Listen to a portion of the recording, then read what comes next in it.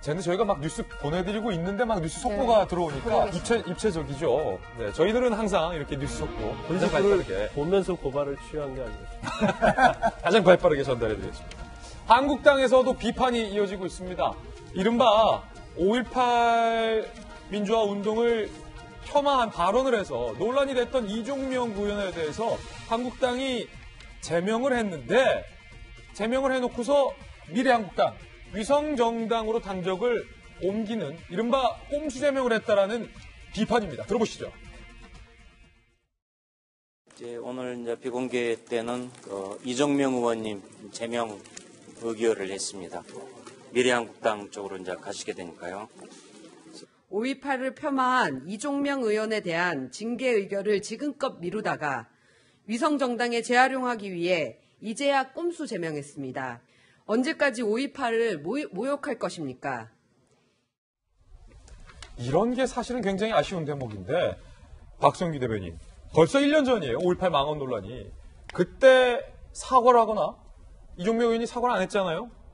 당에서 윤리위에 제소된 것도 한참인데 결론을 내리지 않고 1년의 시간 끌다가 결과적으로 미래한국당의 현역 의원이 부족하니까 제명이라고 해놓고서 당적을 옮기는 이거는 사실을 어떤 국민이 한국당의 책임 있는 자세라고 보겠습니까?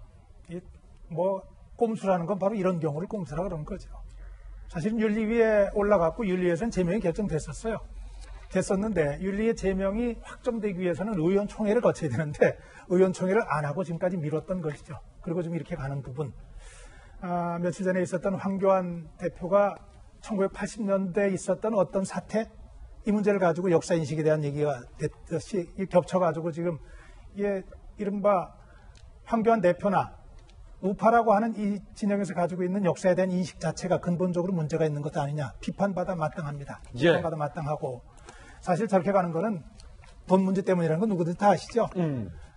아마 2월 15일 날 국고보조금이 정당에 나오는 걸로 돼 있을 거예요. 나오는데 3명의 의원, 현재 가 있는 3명의 의원만으로는 나온다더니 1억 원이 채 되지 않습니다. 그렇군요. 그런데 5명의 의원이 되면은 5억 원으로 넘어갑니다. 미래한국당이? 예, 미래한국당으로. 그러면은 오늘 이종명 의원까지 되면 4명이죠? 오늘 중으로 1명 정도가 더 간다고 우리는 예상해 볼 수가 있겠죠. 그렇게 되면 5명으로 가는데 여기서 꼭 짚고 싶은 게 하나 있습니다. 미래한국당을 통해서 비례대표를 더 뽑아보려고 하는 그 욕심 당연히 꼼수고 비난받아 마땅하지만 이 문제의 원인을 만든 게 있어요. 그게 뭐냐면 이른바 선거법 개정입니다. 4+1로 개정됐던 이런 얘기를 누구든지 다 예상했었어요. 왜?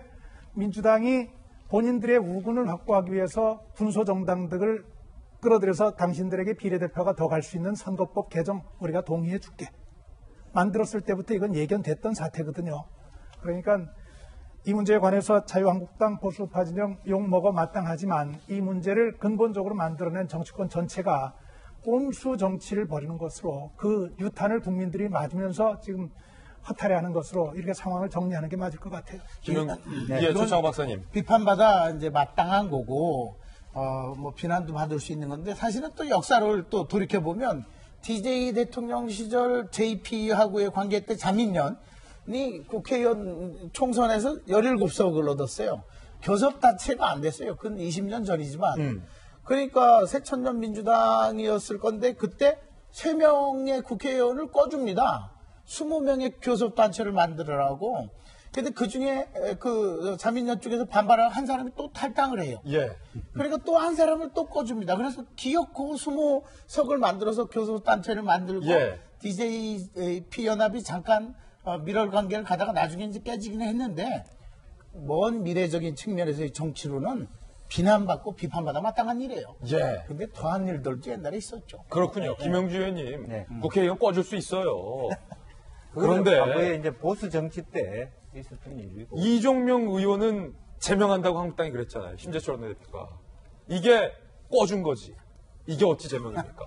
그러니까 실제로 보면 이제 제명이란 말의 쓰임새가 사실은 징계를 하는 것이어야 되는데 징계의 성격이 없는 거예요. 방금도 심재철 대표께서 징계한다는 의미보다는 이제 거기로 간다.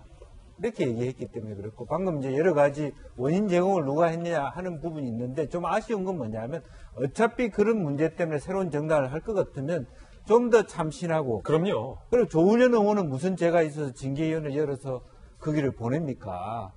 사실은 이분은 오히려 절반이라도 징계당해야 되니까 제명을 하는 게 맞는데 뭐 그는 꼬죽입니까 뭡니까? 그리고 실제로 정당법으로 있어서 민주적으로 시도당 공정대회를 했는데 이 당원들이 뭐냐 이거죠.